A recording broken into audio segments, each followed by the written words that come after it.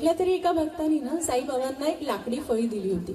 साईबाबांनी ती लाकडी फळी कापडाच्या चिंध्यांनी वर टांगली.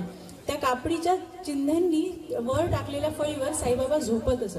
ती जर्जर झालेल्या चिंध्या आणि ती फळी ते बाबांचं वजन कसं काय पेलत असेल देवच जाणे. ते एक आश्चर्यच होतं. परंतु वाटलं असतं बाबांना तर ते दोरखंडानी देखील बांधू शकले असते, परंतु बाबांनी दोरखंडानी नाही बांधली, ती जर्जर झालेल्या चिंध्यांनीच बांधली. का बरं असेल? त्या कदाचित बाबांना आपल्याला हे सुचवायचं असेल की जोपर्यंत ही कापडी चिंधी म्हणजे आपला देह आहे, जोपर्यंत आपली देहबुद्धी जर्जर होत नाही, चिंधी रूप होत नाही, तोपर्यंत शरीरातील चैतन्य आत्मा हे परमात्माजवळ पोहोचू शकत नाही. अशा साईबाबांच्या पावन स्मृतीस पुन्हा एकदा अभिवादन करूया. गीत घेऊन येत आहेत हेमंत दादा कहार, सिद्धांत दादा पाखरे, कोमलताई बराते. गीत आहे साईबाबा बोलो, साईबाबा बोलो.